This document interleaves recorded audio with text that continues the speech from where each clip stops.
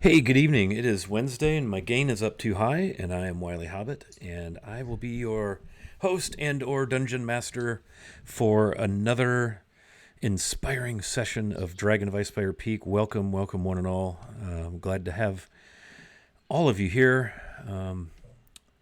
So let's meet our cast of characters before we dive into this thing. You notice we do have a gaping hole where Ethan would ordinarily sit. So he will be unable to join us. Par for the course then. Right. Yeah, I don't see any difference. Yeah, very good. Let's see what you did there. Okay, so Jacob, take it away. Jacob Everfleet. Hey, I'm Dave. Hey, Wilson on social medias. I am playing Jacob Everfleet, the halfling trickster cleric of Brandabaris, bringing all happiness and trickery to all members of the party and as many people around him as possible. Woot, woot, woot, woot. Beer, beer, beer, beer, beer. Okay. Von Folt. Hello, I'm Matt. I play Von Folt, the human fighter. He's a champion archer. He's pretty basic. And Dragon Slayer. Dragon Slayer and Lord of Neverwinter, yes. All the things. Ezra Lynn, what's going on? Hi, I'm Keelan and I'm playing Ezralyn, the half-orc fighter. The last session we made a cannon that she rides a draft horse, and she's not afraid to jump off of it. In spectacular ways. Perfect. Yes, that was I think that earned you an inspiration, did it not? Mm-hmm. It did. I hope it did, because if it didn't, it shall. Okay, good. Excellent, good. Gideon. Burr, burr, burr.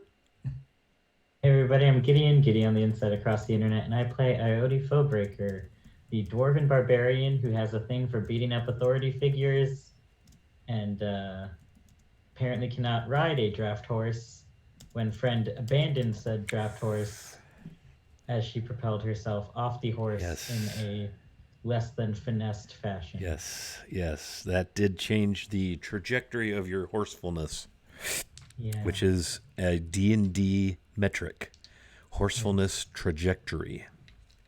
I encourage you to say that several times quickly without spraining your face. Speaking of sprained faces, oh shit, you're the last one, aren't you, Carl? Yeah. Tanner Seawalker. Practiced it all week. Hello, friends. Hi, I'm Carl. I'm Carnage on Discord. I play the aforementioned Tanner Seawalker, incredibly charming half-elven swashbuckler, full of finesse, on a very, very determined quest to locate a stolen family heirloom. Say it with me, the angry sea bass jade amulet. No one said it with me. Tanner is also a Lord of Neverwinter and a recent survivor of the one-on-one conversation with Ethan Club. Still seeking counseling as the result of the aforementioned conversation. Yes.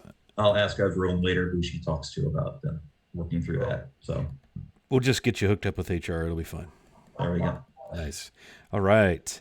I would like to thank our friend Skagith for the host. Thank you very much for that. Very kind of you to host us and broadcast our little game. See, it is the Wiley Hobbit network of D&D. We're on 2 Twitch channels. That officially makes us a network, right? Isn't that right? Any IT people? Kayla, isn't that? Sure. It's a network. We'll call it a network, a virtual network. Thank you. I appreciate you. I appreciate you amusing me and patronizing me with that. And just letting me think what I want. Syndication is next. You actually have 3 channels hosting you. Well, yours, mine, and thank you for that as well. Excellent. I do an auto host, so it doesn't show up. There you go. I do too, actually. Awesome. Is auto host back being a thing again? Because all of mine seem to have ceased to be auto hosting. I know Twitch went through a little trial and tribulation last week with various and sundry hacking related issues. So hopefully that's all behind us now. That's why we can't have nice things. That's why I have a notebook full of freaking passwords. Thank you, hackers. All right. Password manager. 500 auto hosts. That's quite a lot, Skagith. That is quite a lot. But it makes having your own entertaining channel very easy because you never have to really put out content. You can just auto-host everyone. Hey, QBitty, thank you for that. Yay, we're definitely a network now. All right, so let's talk a little bit about what on earth is happening. What in the nine hells is happening in Leylon? Last week, our party finally got to Leylon. We've been talking about it for, I don't know, a while. 5 And episodes. they were close to Leylon, maybe about a mile or less out, and what appeared to be sort of a mob began to approach the party, flailing and yelling, and it turns out they were running from Leylon. It was the townsfolk, some of the soldiers, the captain of the guard himself, the brave sergeant, whatever his name is, and they were under attack. There were these cultists or some bizarre, like, knights of the water. They were riding horses made of water, and so battle ensued, and the company of the Looming Eye saved the day. A couple of the villagers were killed in the incident, which will be, I'm sure, fully investigated. Griselda, the apparent in-chargeliness person, this sort of grizzled, cranky dwarf gal who apparently took quite the shine to Iode, was kind of in charging when all of this happened. And before the party could really get into what happened, it occurred to them that 2 of the children were not brought up from Leylon. And so the female halfling, Marigold Bright something, Paladin of Lathander, rushed off to, hey, Bards and Brews, thanks for that sub, man. That is too cool. Thank you very much for that. And that gives the party their 33rd +2 on a D20 roll. So she scuttled off to find the children, and the party followed, and they got down into the village of Leylon, only to discover some strange storm clouds and things rolling in, and they seem to have disrupted or interrupted a ritual of some sort, with more cultists, and there was thunder and storming and lightning and berserkers, and chaos ensued, and the party found themselves not entirely overwhelmed, but definitely up to their armpits in that, which I just put on the stream. That was the priestess that was conducting the ritual, which they managed to dispatch in time. And as things began to wrap up in the session, it turns out that the ritual was not fully interrupted enough, as the water on the waterfront of Leylon began to boil and roil and bubble and spit and sputter. And so there's a map of Leylon on stream here that I just put up. The party came in through the kind of northeast gate there, rain dashing through the town on their horses. Ezralin did a half gainer off the horse and tackled one of the, I think it was the priestess. And it was just dramatic and exciting. And right down in here, right above that boardwalk, there's this boardwalk along the southwest edge of town that overlooks the waterfront. And by waterfront, what I really mean is wetlands and some wetlands islands with some open, murky water. It's not actual open ocean. They're probably about 5 to 10 miles from the actual coast of the Sea of Swords. But it's all wetlands and swamp and marsh. And down near the docks is where all this water is starting to boil up and roil up. And the party is right up here above the docks, where you see those wrecked dwellings and so forth, or buildings. And that is where we're going to open our tale. And once again, Bards and Brews, thank you for the sub and welcome to our channel.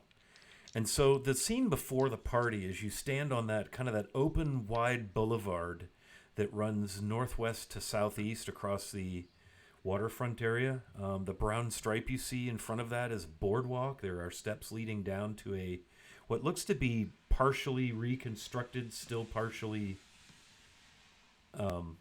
destroyed, demolished dock. There's carnage all about where you are because you've just killed 6 axe-wielding berserkers. There's the cadaver, the corpse of the priest who has like kraken tentacles wrapped around her and weird krakenry if I may just make a word up, sort of this Kraken imagery of tentacles and things on her odd black, dark, hooded robes. But she's deceased. And you see down along the dock there water stirring and boiling, and you hear Griselda the dwarf yelling about something about fishermen trapped on the northernmost island. We're out of initiative, but I would like to now ask the party, what would you like to do? All right, who needs the healing? I'm at less than half. So yeah. Could be better. Yes. So we're going to rally around Jacob. So I seem to recall, Gideon, that you're saying that Iode is at like 7? Yeah, she close to being dead again. All right. I will hit you with a Cure Wounds at 3rd level, which me I'm full guard up, just, whatever. 14 is 22 plus 4, so that's 26 hit points back for you. Ooh, nice. Ezralyn and Von Felt, who's hurting? He's hurt more than I am. Okay, I will. Oh boy. I'm down by about 32, 3. Ouch. Youch, yeah. Nice. Okay, if I blow another 3rd level, I won't have Revivify. I'm running out of spells. I'll hit you with a 2nd level. Cure Wounds. That's... What's that? 14 plus 4 is 18 hit points back for you. Thank you. Felt. As the party is healing, Jacob is die rolling and adding and mathing and so forth.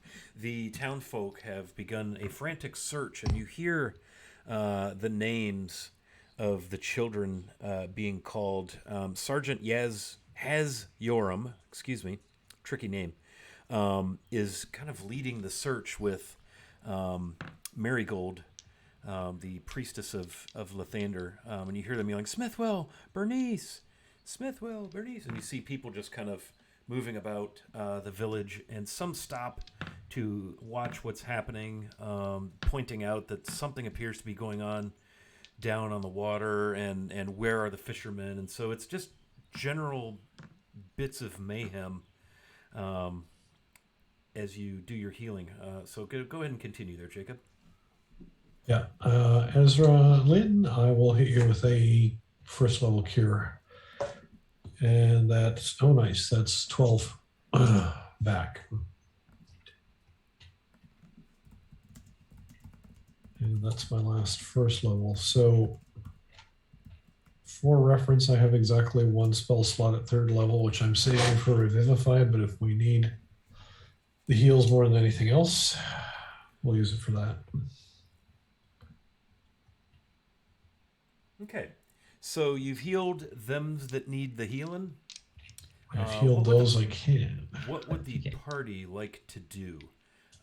Again, there's all of this boiling and roiling of the water itself. We've all noticed this. Oh yeah, this is plentifully hard to visible. miss. Yes, absolutely. What would y'all like to do? One quick question. Right when we wrapped up last time, we were under Jacob's Bless spell. We had gone through 2 of 10. I'm sorry. Yeah, 2 of 10. Is that, I don't know how long the healing took. Is that Bless still in effect, or did it expire? Bless is a 10-minute spell. And so even if I it is think concentration, which I don't recall if it is, the healing spells are not. So you're obviously still. Sorry, bless is good for 1 minute, so it's 10 done. rounds. Oh, okay. 1 minute. All right. Never mind. Gotcha. Well, I'm probably gonna kick off my shoes, roll up my pants, and start heading towards the water because it's time to fight something. Okay. Yeah, so you would have to make your way down the those those wooden staircases, basically, for lack of a better term, that lead down to the docks. And you can see the dock that's on the northern side is broken and missing parts, and the buildings seem to be in rough shape. The two buildings adjoined, while they seem to have patchwork roofs, there is smoke coming out of some chimneys. While that's not really pictured on the map, that is the case. And there is one dock that seems to have been fully repaired. And the general sense of the town is that the palisade, the wooden, fencing has got big gaps in it. There's some fresh dug holes and a couple of poles that have been set. Many of the dwellings are either, partially damaged, partial roof cave-ins, walls missing. A couple of the homes are you can see basically a stone foundation where the home used to be. But it definitely looks like this place is in rough shape, but there are very clearly signs of fresh rebuilding efforts. And again, when I say the water down on the waterfront is boiling, it's sort of that area between the two docks where most of the boiling water, angry water, seems to be centered. But of course, water doing what water does, it's rippling out from there, causing a little wave action out to the islands. The islands are probably 50 yards out into the water. There's 4 of them, but you can see from the map. The center one has these little stone like monuments on it, some sort of obelisks or tower type things. Okay, you don't have to tell me that. You're good. So what would y'all like to do? Tanner's going to go up to the boardwalk and kind of keep an eye on what's happening in the water, and also be kind of looking down below, see if there's any sign of, wayward children or missing fishermen, anything I can see from up there. You don't see any kids. The water itself appears, it's like there's something large moving about in the water, but it just looks like water. You don't see anything in the water, if that makes sense. Not at all, but okay. So Tanner, Iode have gone down to the dock. Is that correct? I was going to say up on the boardwalk. Oh, you're above on the boardwalk. Okay, because the docks, the stairwells go down and interconnect on a boardwalk at the water level, and then there's the 2 docks. Mm-hmm. Okay, so Iode, you're just going right down into it? I'm taking the high ground. So. I'm getting I'm getting down to like the edge of a dock to see if I can see what's going on, because I fought plenty of water beasties before. You just gotta go and attack them. Okay. Yeah, you're not seeing anything other than the water's just disturbed. It's like there's this storm that seems to have quickly begun to dissipate. Eerily, coincidentally, not strangely, around the time of the death of the priest.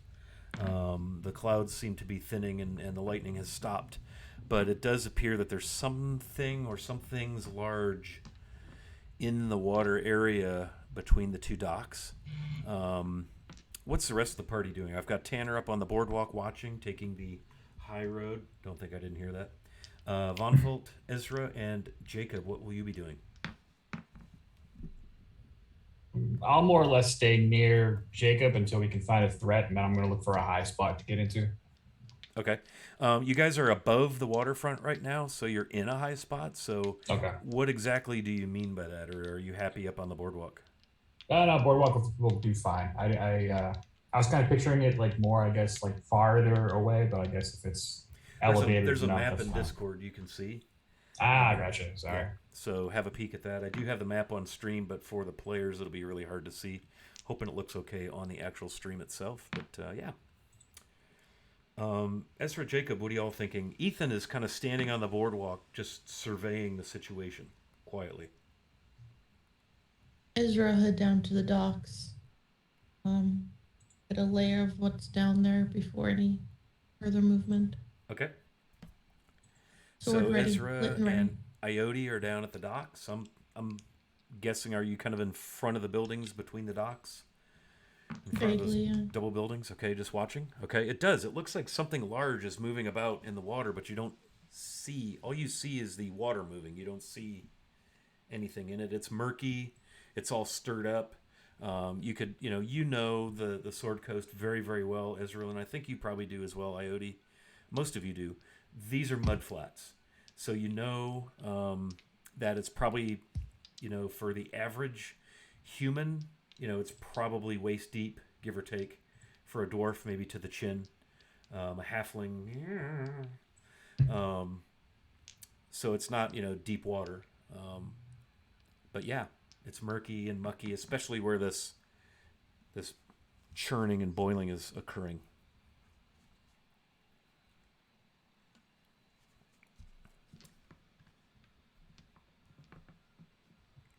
I guess to see if anything happens, I'm going to take a javelin and throw it into the boiling water. Okay.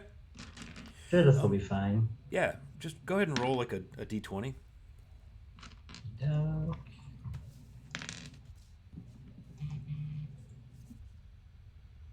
That's a 4.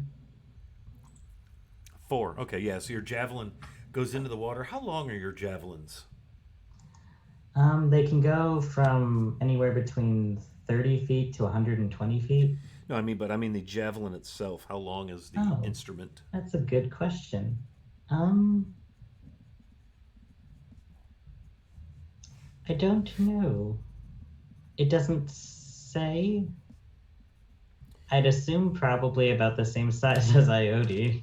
Yeah, so probably 3.5 feet. Okay, yeah. So it goes into the water and kind of sticks, and then something swirls around it and it vanishes down into the water.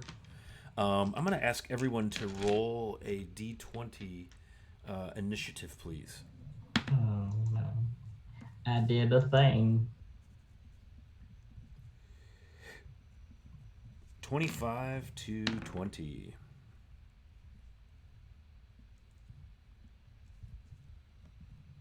Okay. 20 to 15. Vonful, 17. 16 for Ioti. Okay. Let me see here. Hang on a second. I'm trying to roll initiative for a lot of people here. Okay. 15 to 10, please. 10 for Tanner. 13 for Ezra.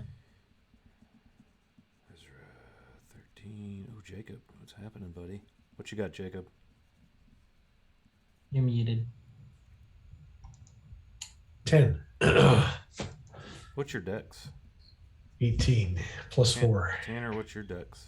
18 plus 4. Okay, roll me a d10, each you guys, and tell me what you got. D10. Thanks.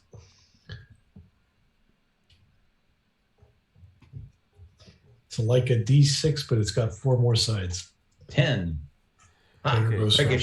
Break shot acid finally pays off. I'll put Tanner ahead of Jacob. Okay. So you see Ioti and Ezra down on the kind of the boardwalk that's going across the waterfront at the water's level. Looking down, you see Ioti finally just get maybe a little frustrated, throw a javelin in, and it swirls around, and the javelin is, essentially just enveloped. A kind of a big slosh of water rolls up. Ethan stands atop the boardwalk above the waterfront. And he is going to do a thing because it is his turn to do things. But I have to check the thing before we... Okay. Where's my map? Doesn't give me a key for distance. I'm going to say we're good. So he stops and does the things he does when he casts Ray of Frost. So he mutters something and gestures and shoots this Ray of Frost into this boiling, roiling, mucky, murky water. And as he does, 2 really big serpentine sort of... It's hard to describe. It's water, but it's kind of in the shape of a serpent, and then it kind of comes all forward into the shape of almost like a moray eel head and swirls around, and there's 2 of those. He hits one of them, or I should say he aims his Ray of Frost at one of them. And lo and behold, it hits. And of course, water and frost go nicely together. So that'll be 7 damage. And instead of its speed being slowed by 10, it's actually slowed by 20 because it's a water creature type thing. And he stands up there and kind of chuckles to himself rather smugly. And it is now the 2 serpentines things movement. And they are basically maybe 10, 15 feet offshore from the boardwalk. And one is going to come at Iode and one is going to come at Ezra. And they by come at, I mean they rush forward, kind of lunging out of the water. They have these long trails of water like from their bottom jaw, kind of, again, like moray eel shaped. And then they just turn to this formless water spout almost. And one is going to rush each of you and try to constrict you. So Iode, the first one, rolls a dirty 20. That'll work. That is, ooh. It's always cool when the DM says, ooh. 14 bludgeons. Setting a good tone here. And if you're medium or smaller, which as a dwarf, I'm going to guess that fits your category. Yeah. If you're medium or smaller, you are currently grappled. And it's That's pulling fair. you 5 feet in the direction of the water. So I'm going to say that it manages to get you to the edge of the boardwalk upon which you're standing. Oh, good. I'm happy about this. This is fine. Very nice. On your turn, you may attempt to escape by rolling a DC 13 strength check. So just keep that in the back of your dwarven mind as you feel this water wrapping around you, trying to envelop you, and you get the sense that it's probably going to try to drown you. And the water smells like muck water. You know, it smells like that earthy, a little sulfurous, dirty, fishy murk water. Fun. Yeah, it's special. Ezralyn, same thing. Another one of these serpentine, and these things are tall, man. When they get up out of the water, they're like 15 feet, and they move at an alarmingly quick rate in the water. And it comes at you with a 13. Does not hit. Okay, so it splashes against you, and you're, that ick, foamy sort of, there's bits of plant material and bark and muck and hopefully your mouth wasn't open kind of thing. Yeah. And then it just kind of washes back and stays in the water. Vonfeld, you are up. You see your friends assailed by the muck itself. Well, I'm going to hope that my arrows do something to this and see if I can get the one that is currently engaging Iode. Sounds good. All right. So I'm not sure what I would be sharpshooting at specifically, but it's maybe very I much can... a serpent made of water. Okay. So, well, maybe some of these pressure points will actually work. So we'll start aiming for something. Yeah, good. and it's large, and Iode is small, so there's plenty of water serpent at which to aim. That I'm not going to be like, turd-faced DM and say, well, you shot through the water and killed the dwarf. We're not doing that. There's plenty of mass that you could aim at, especially sharpshooting, that you would not risk hitting your companion. Cool. So if I can roll over a 3, unlike last week, here we go. I got an 18. That hits. 18 will break the armor class. Good job. All right. So let's see here. We're looking at, that's 1. I'm going to re-roll it to 2. So 17 for the first shot. 17 damage? Yes. For the love of... It's magical bow. I don't know if that helps. 17, 20. Okay, that's damage. Sure. That's damage. And that Second happens shot. to be the one that's rather partially frosted from Ethan. Nice. So go ahead with that's your gonna next shot. Yeah. Crack through some of it. Second shot. 15. 15 also hits. Fantastic. Is it? 19 damage for the Golly, second dude, shot. you are dealing The freaking damage. Okay, so boom, just like that. You put a couple of arrows, sort of, I'm picturing kind of going through this thing and off into the marsh. And it just, Gideon, or Iota, you kind of feel it kind of constrict, a little more tightly in reaction to being stabbed with two excellent sharpshooter shots from your champion companion Von Folt from atop the boardwalk there above the waterfront. Nicely done. Anything else? No, I'm gonna, I guess, stay near Jacob, just in case anything random pops up. I want them to hit me first. Yeah, you and Ethan are kind of up there. Oh yeah, Ethan too. Yeah, I'll send her Ethan. And that takes us to Iode. All right, I'm gonna try to do that strength check. Okay, yeah, you are presently enjoying the grappled condition, which means your speed is 0, and the condition almost has effect grappled creature. Okay, that's pretty much what it means. You can still attack and do things. You're just grappled. Yeah, you can't move. Okay. Oh, and you're restrained. I'm sorry. So your attack rolls have disadvantage. Right. So I'm going to try to break the grapple. Is that a saving throw or just a regular It's a attack? strength roll, so you would roll that d20 and add your strength mod. All right.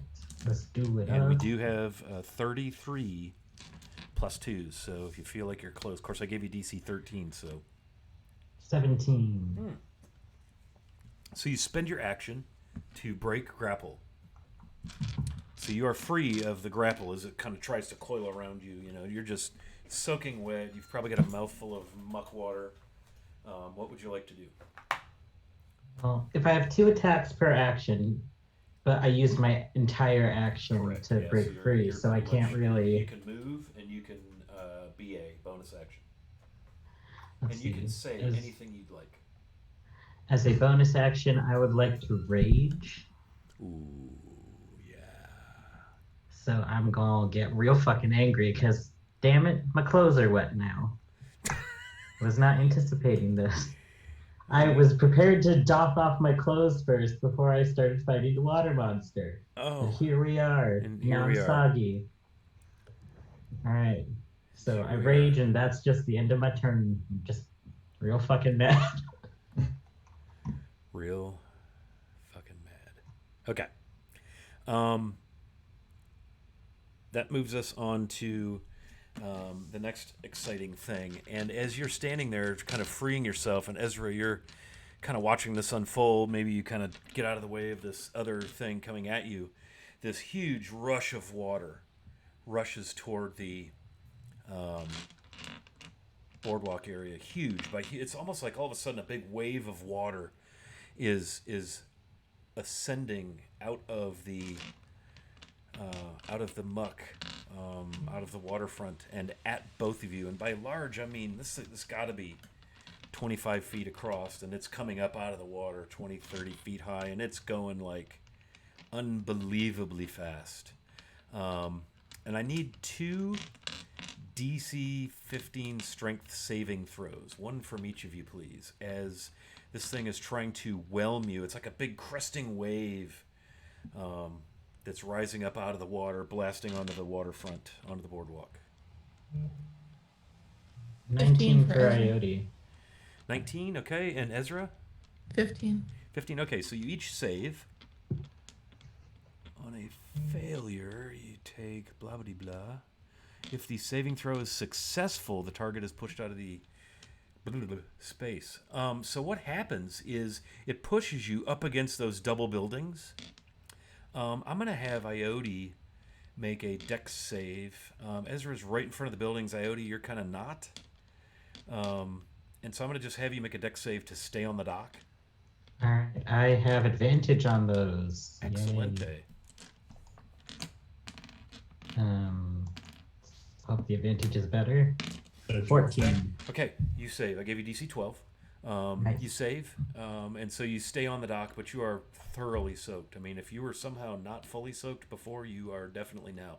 You ever have that, like when you go swimming in the ocean or maybe at just a large lake and there's, 10, 12 footers and you're maybe not paying super close attention and a big swell kind of catches you and Yeah. rolls you over and puts sand in all the imaginable places and water and grit, and it's that except the part where you don't like fall over and tumble, but like wall of Oh. water has just whelmed over both of you, and thankfully you managed to not sustain damage or drown, which is generally quite good. The plus. And so, you start to hear like people, townsfolk screaming and yelling and pointing, oh, what's going on at the water? The heroes are under attack from the very wetlands themselves. What evil has befallen us? That sort of commentary going on. And I'm going to now move to Ezra's turn. So there you stand, soaked to the bone. You've got two of these large serpentine creatures. One is basically engaged with Iode, one is basically engaged with you, and you've also been soaked to the bone by a rather large piece of water. What would you like to do? I'm going to move towards the one that's on me. Okay. And, well, if my sword, I'm going to assume my sword, if you put it underwater, is going to bubble and fizz like a hot piece of metal. So I'm going to Yeah, assume but it's still lit and just unpleasant. it's gonna stay on fire. It is a magic badass flame tongue, and so oddly enough, it will not have any issues functioning properly. And oh, by the way, there's about a 25, 30 foot tall sort of wall of water in front of you all now. So I'm going to get as close to the serpent thingy attacking me as possible. Will I still be in melee range? Oh yeah. Okay, I'm going to take 2 hits against him then. Yeah. And this First one- happens to be the undamaged one. First shot is a 24. That is definitely a good swing with your flame tongue. So that is 2 points of fire damage and 15 points of slashing damage. Okay. And that, wait, no, that is right. Okay. It does seem, while your sword remains alight and functions, it doesn't seem to maybe burn like you'd like it to, which probably isn't totally shocking. Okay. Yeah. And I'm going to take my second shot, which will be a 17 to hit. Yes. And that is 12 points of slashing damage and 5 points of fire damage. Okay. Yeah, so again, the slashing damage, not a problem. Magic weapon. Edged, sharp, expertly wielded. But the fire isn't doing all that you'd hoped it would. Why don't you give me some visuals, a little cinematography here. I'm just trying to picture Ezra the half-orc, sword arm, battling a giant water danger noodle. She's soaked and very angry, so she's just screaming, her braids flailing, and probably, I don't know, probably just going for as close to the water as possible with whatever she's hitting, just to get the area of least movements higher, like a higher chance of hitting. If you had a rage button, it would have been pushed at this point. Like you're just all in. Yeah, nice. Big two-handed swipes. Yeah. Excellent. Very nice. So the rest of the party, you see Ezra and Iode fighting water in the form of giant danger noodles and apparently a wall that seems to somehow become able to sustain its own weight to the tune of like a 20-foot, 25-foot tsunami. Very strange. Excellent. Very good, Ezra. Tanner, you are up, sir. So I'm up on the boardwalk. How far away are these serpentine thingamajiggies that are attacking? I mean, you said they're like the boardwalk. Okay, sorry, it had to be done. You're about 40 so feet. like, okay, I mean, you said they're like 20 feet tall, but so that I'm still This 40 wall feet of away. water thing is all of 20, 25 feet tall, and then the other two are there's a good 15 feet visible above the surface of the water. Okay, but from where I am, they're 40 feet away. Yes.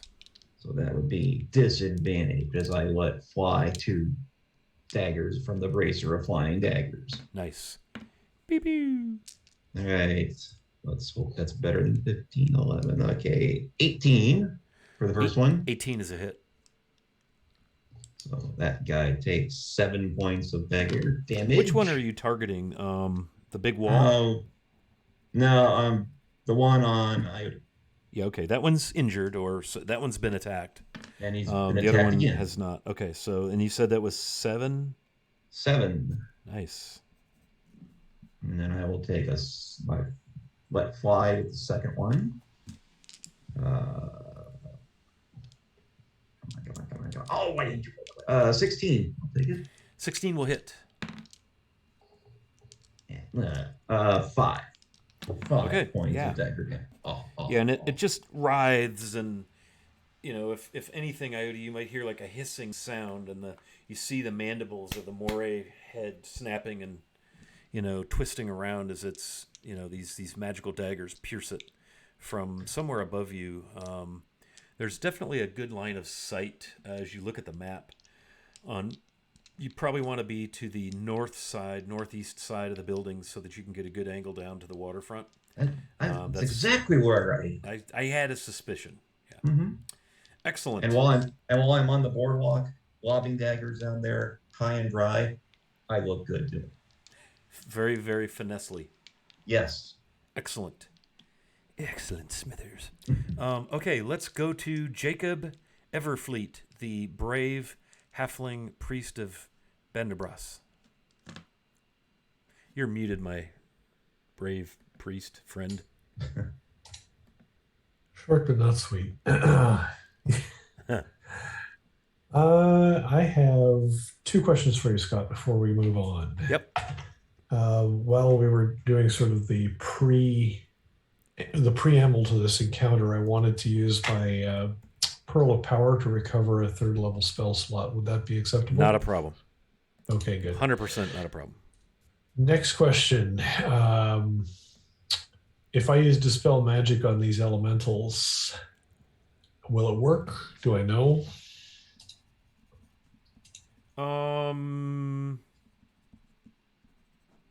Roll me Arcana.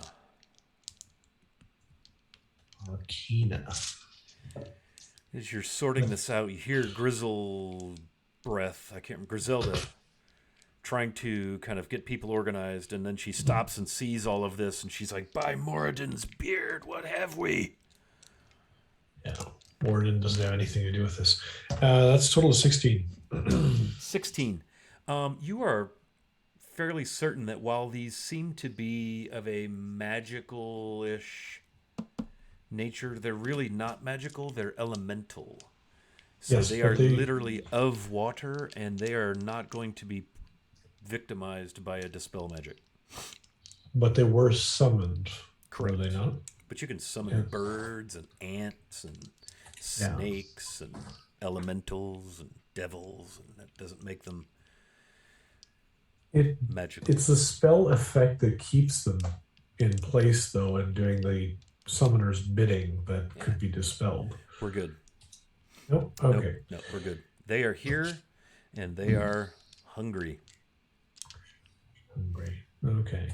But I get your line of thinking, and the next time I see you, I will bring you a donut, because it was a good line of thinking, but no. All the donuts. Right? Right. Is there anything they can't do? Apparently assuage my guilt about eating too many of them. They are no good at that. They are no good at that. I am going to use a firebolt and fire a firebolt into the big wall of water ahead of me.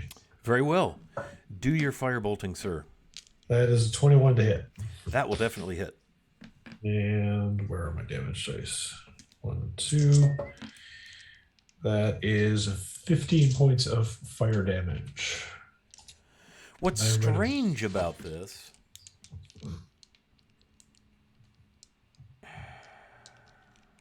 is it really that strange? Ezra, let me ask you something. Which thing did you attack? The big wall or the serpent guy? The serpent that was on me. Okay, that's what I thought. Yeah. I think I assigned your damage. to... Because you did... Yeah. Okay. Yeah, so how much damage did you do there, Mr. Dave? That was a 9 and a 6, so it was 15 fire damage. 15 fire damage, yeah. And oddly enough, the fire damage seems to function as expected. Well, I don't know what you expected, but it works. Oh, good. Yeah, which is weird because when Ezra was battling the giant danger noodle, the flame damage was resisted to some extent, which is weird because they're both made of the same freaking water. But welcome to the Monster Manual. Yes. Okay. That pretty much takes care of everything that I can do right now. I'm gonna back away from the immediate threats, but I want to keep at least the big wall of water in my line of sight as I back away. It's easy to see because it's really big. Yeah. And it's made of water. And it's wide. Yeah, we got that. Yeah. It's very, it's all very good. easy to spot. Okay, that brings us back around to the top. And so Ethan, with another smug chuckle, lets loose another ray of frost. Let me see. I'm going to read this spell. Make sure I'm doing this right. Yeah, frigid beam of blue-white light streaks toward a creature within range spell attack. Okay, I did that right. And this time it misses somehow. The giant wall of water. At least I think it does. Let me verify. Yes, so he just kind of stands there looking knowledgeable atop the boardwalk. Meant to do that. Yeah, totally. And so the two constricty guys, Danger Noodles 1 and 2, attempt to smush and squish Iode and Ezra in that order. Iode, 23. Ah, yes. 8 bludgeoning damage. God damn it. And you are Stop grappled. rolling well against me. You're grappled and restrained as before. And you are now, I'm going to ask you to make a dex save.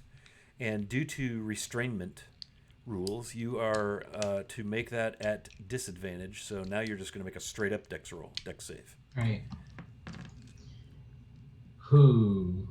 7. Okay.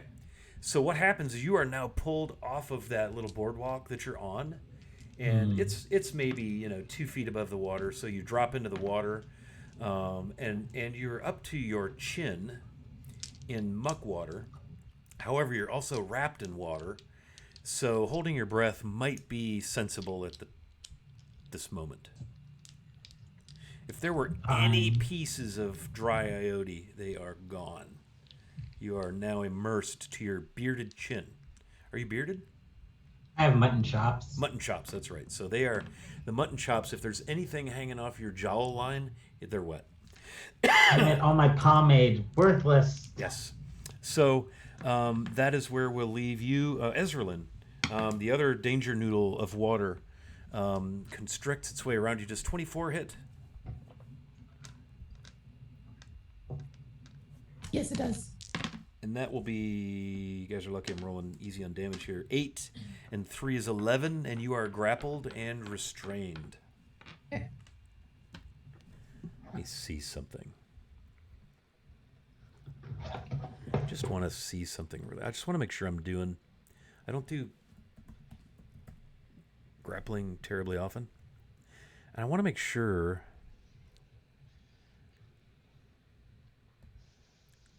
Okay, I'm doing it.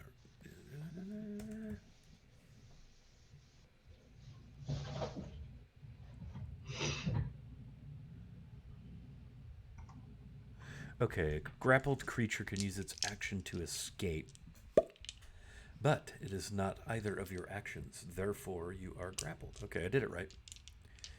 Okay, and you took 11 bludgeoning, and you're grappled, which means you are pulled to the edge of that boardwalk toward the water. It appears to be trying to move you into the water down there with Iode. It is now Von Felt's turn. All right. I'm gonna take a couple steps forward, but I'm also gonna shoot a glance back at Ethan and be like, aim at the enemy. And I'm just gonna see if I can hit the one that is grappling Ioti still. Okay. Yeah, that's the one you hit earlier. Yes. Yep. So first shot, sharpshooter. 15 to hit. That will be a successful hit. All right. We're looking at 21 damage first shot. Nice. Describe for me how you end the life of this creature who has completely enveloped your dwarf maiden friend.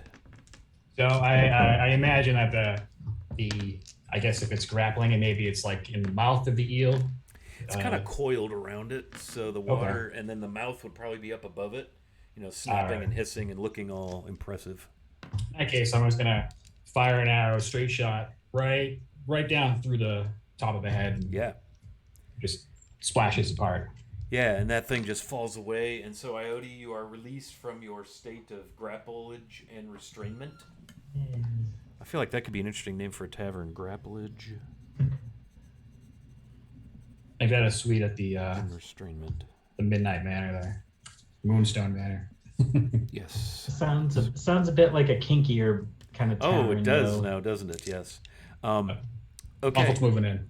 So so that big watery danger noodle just dissipates back into the and there's waves and they almost look to be made of chocolate milk.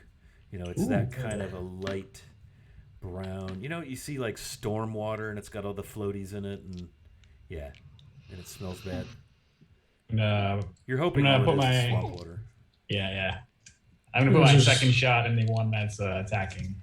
Yeah, same type of deal. It's wrapped around Ezrealin and it has pulled the half orc ever so dangerously close to the edge of the boardwalk. She's gonna be angry if she goes in, so I'm gonna same thing, sharpshooter. Stream kitty. I got a 9. A 9 would be a miss. So not even with the +2. So no, not with +2. Sorry. Yep. Tried. That kitty's so fat. I love it. Okay. Von Felt, anything else you'd care to do? No, that's basically it. I'm just gonna do a quick look around, make sure there's no random cultists still looming around, and other than that, I'm just gonna stay by Ethan. Very well. Okay. Ioti, you're now standing in, chin deep water, and right in front of you is this wall of like a tsunami imposing itself above you. You're confident it's going to wash over you when it reaches its turn in initiative. Is there any way I can hoist myself back up onto the dock? Yes, and I'm going to say that because of your soakedness, your height relative to the fact that the dock is 2 feet above the surface of the water, you're going to use your entire movement to pull yourself up onto the dock. That's fine. Yeah, because that's just not a half move. Because you got to reach up above your head, pull yourself up, and in fact, give me an athletics roll to accomplish this, and I'm not going to make you burn your action. Okay, that's 14. Yeah, okay, that's cool. It's just awkward. You're wet. Your feet kind of stick in the muck a little bit. It's just, the dock is there's some fresh wood and it's a little slippery as you try to scramble. You don't have, it's all arm strength to pull yourself up, and you're soaking wet. So, but you managed to get up and get on your feet, and you now have your action and bonus action before you. All right. I am going to... Well, how close is the nearest enemy? It's like... it's in melee with 5-10 feet away from you. Not quite melee. It's in melee with Ezrealin. Okay. I'm gonna... I think this is my last one. I'm gonna toss a javelin at it. Yeah, you could do that. I'm so just pissed off. You're raging, right? Just gonna... Yeah, I'm just gonna yeet it. Yeeting the javelin. Yes. Ioti is Yoldi Javelin Yeeter. Can I use my advantage that Mateus gave me? Yeah. Yeah, if you have an advantage, you can use it on your attack roll. Nice. That's a 25 to hit. That will definitely do the job. And let's see, it'll do this plus 2. So 4 plus 2 is 6 damage to the danger noodle that is attacking Ezra. How much was that? I'm sorry, I kind of went to the Bahamas there for a minute. Well, that plus my rage damage should be a 6. 6 damage? Yes. Okay.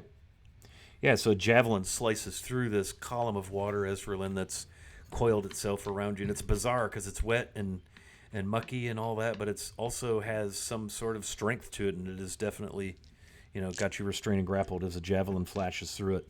And it just kind of, you feel it react even and tighten a little bit. Anything else, Ioti? That's all for now. Okay.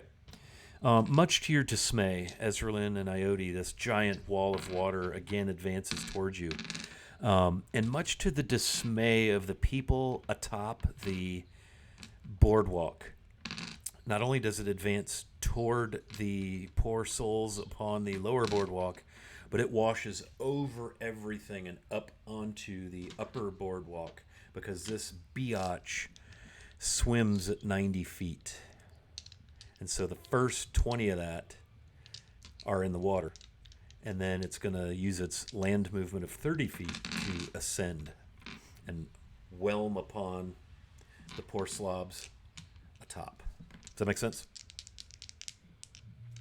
And so I need everyone in the entire party to make a DC 15 strength save as this huge wall of water washes and breaks like a giant tsunami. Come on. 27 for Ezra. 27? 15. 7. 15 is good. 27 is good. 7 is not good. But that doesn't mean it's bad. It just means it's not good. You rolling dice. You take, Ioti, you take 12 bludgeoning damage. I'm out. And you are grappled and restrained. I'm just out. I'm and unconscious. I'm fucked. And unable to breathe. Unless, of course, you can water breathe. No, I can't. Okay, so all those things have happened to you. God, isn't D&D fun? Tanner, what were you going to say there, buddy? What do you got going on? What was your save? We were trying to hit 15, you said? Yeah. Then a +2 would not help me. So I got a 12. Okay, so you did not save? I did not save. Okay. You have taken 12 bludgeons, and you are grappled, and you are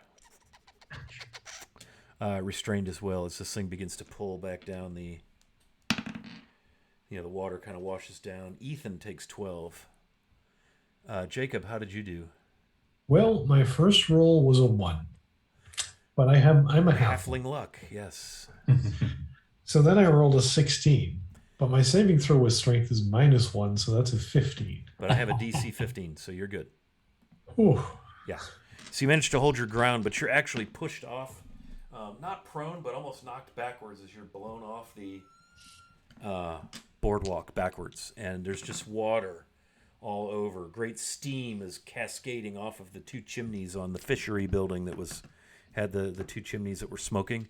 And when water and dirt wash back down as this giant water elemental whelms over and grapples and restrains Tanner and Ioti. And Tanner, you're actually pulled down the hill with it because it's water and water seeks its own level. And it's physics. Basically washing down the front of the waterfront. So I'm going to have you roll 2d6 for me.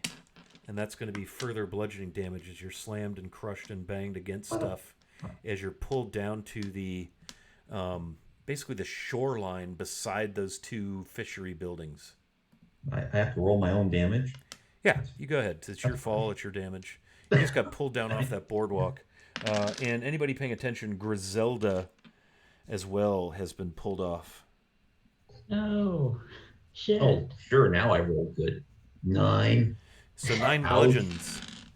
So that was 21 bludgeons. Man, that was a rough ride, courtesy of our friend the water elemental. Yeah, man. Wait, I take 9 or take 21? Both. Well, no, you take a Oh. total of 21. You took Total 12. 21. And you took Oh. 9, yeah, you took 9 damage, 12, and then you just rolled 9. Okay, not from. Okay, gotcha. 12 additional plus 9 is 21 total. Sorry if I confused you. My apologies. Wow. Boy, now I'm kind of wishing I'd gotten some healing earlier. Yeah.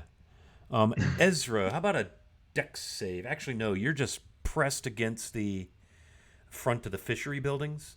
You would have gone off the boardwalk more than likely had those buildings not been there. Okay. And Ethan was blown off the boardwalk with...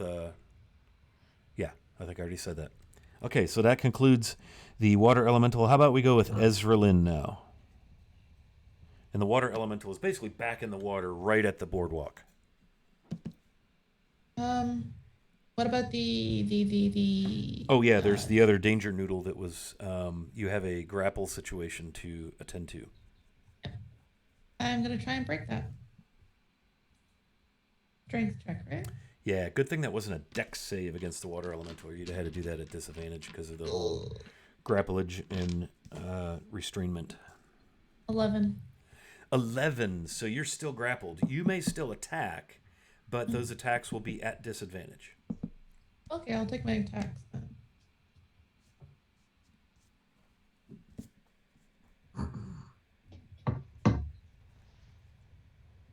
That is a 10 to hit. A 10 will not do it, and the +2 won't quite get you there either. It's an AC 13. And a 16 to hit. That will do it.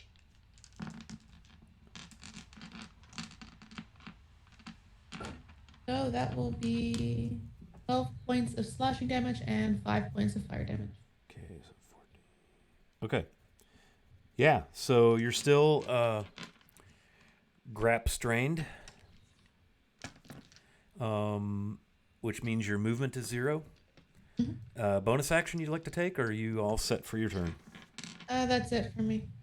Okay, so Tanner Seabiscuit, you are basically washed down to the shoreline. If you consult the map, there's kind of shoreline behind the buildings that are on those pilings in the water. You're on that shoreline, kind of between the double building and the mostly dilapidated building. Okay. Roll me percentile. Percentile.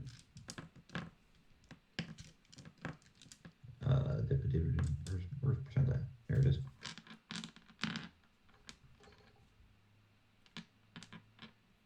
$43. Okay. You are proned. Oof. So you landed and ended up, on your side or on your back, whatever, but you're prone. So half your movement, if you wish to get up, will be spent doing so. And then there's about 10 feet of dock that would get you out to the boardwalk. Am I still grappled, or it just pulled me down? No, it just pulled you down. Yeah. What a jerk. All right. I will, with finesse, get to my feet, battered slightly. So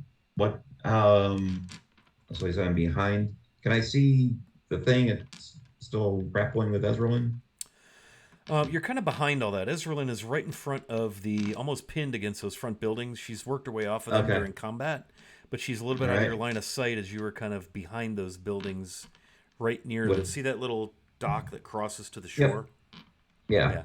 Would half my movement get me to where I can see the thing? You could get out onto the boardwalk and not quite in front of the double buildings, so you wouldn't be in melee, but you would see her, and you would see it. And there's also the big kind of water elemental that's in the area between the docks.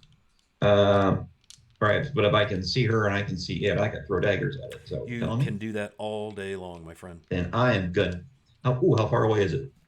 Oh gosh, she's only about 15 feet from you. Oh, sweet. Let's take no more disadvantage. Yeah, this map doesn't give us a key for distance, so I'm just spitballing. Okay. First one was a dirty 20 for 6 points of dagger damage. Okay. And the 14. Also a hit. for 7 points of damage. Okay.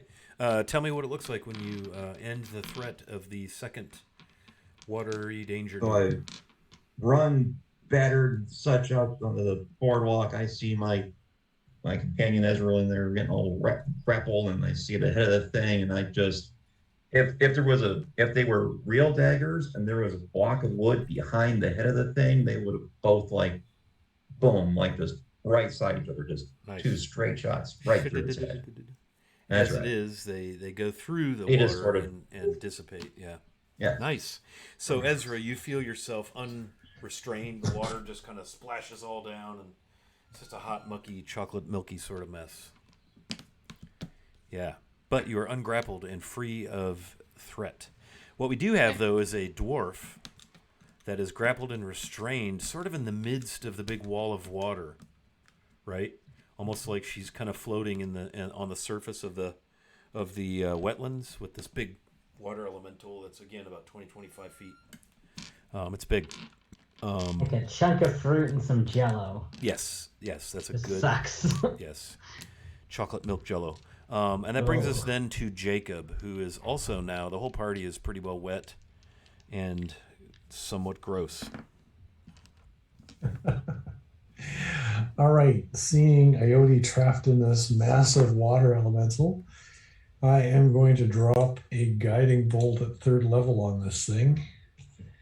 So let's run that one through. It's a 15 plus 7 is 22 to hit. That'll hit. You're firing away at the water elemental, right? Yep. I think it's the only combatant left, yeah. You know what? You're right. It is. And that does 66 damage. 6d6 or 66? Oh, I'd love it to be 66 damage, but... Okay, I was like, holy crap. That's impressive. No. As it is, it's still going to be pretty damn good. Yeah, and that's not bad. That's 27 points of radiant damage. And the next attack on it has advantage. Very nice. Okay, so gosh, if only we had a rogue that could do sneak attack. Oh, wait. Okay. Carl, you're muted. I'm doing my part. You are doing your part. Ethan will never believe it, but yeah. Who cares? Yeah. So that brings us to anything else you want to do, Jacob? No, that is the sum total. Okay. That brings us to Lord Ethan, the Oracle of Savras. And let me see what we'd like to do here. Figure go home. Nope.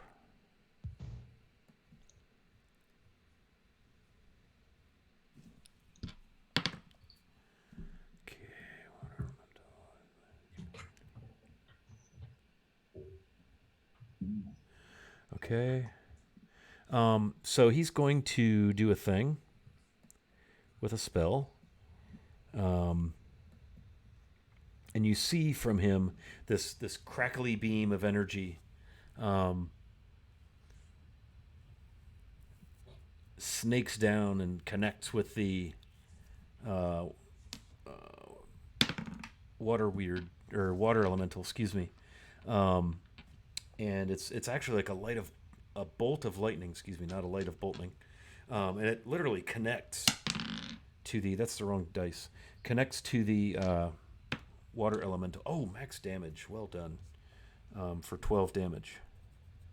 And there's this like crackling connection of lightning connected as he's like, teetering on the edge of the boardwalk, having almost been pulled off by the giant wave.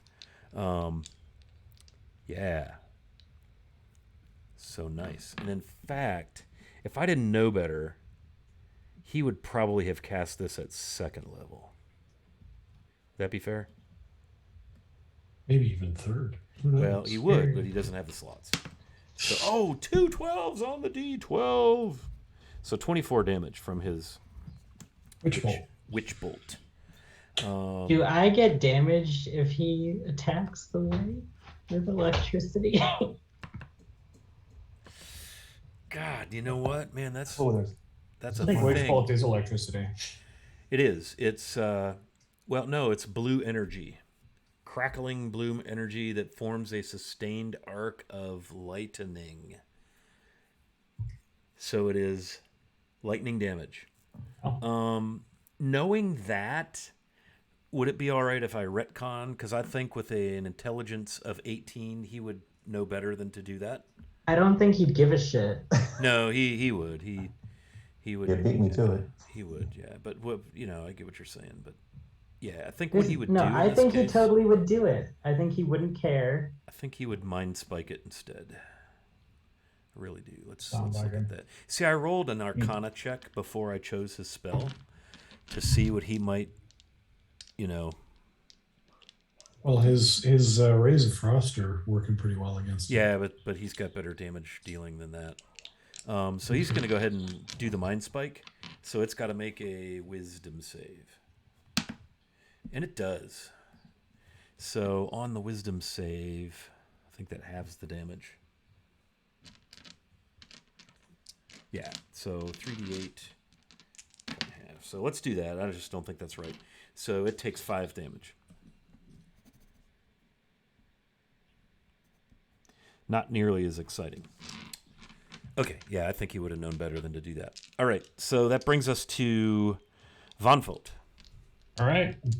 So with Ezrealin cleared up, yeah, I'm taking shots at this wall of water. Let's see what we can do here. Is that a face or anything? Is it just like... No, it's just a big sort of formless wall of water. It swirls and it looks like it tries to constrict, but there's no real discernible shape to it. Okay. So I'm just gonna take a few steps forward towards the railing of whatever spot I'm on. Just be like, okay, we're shooting at a wall of water. Arrow guy does arrow things.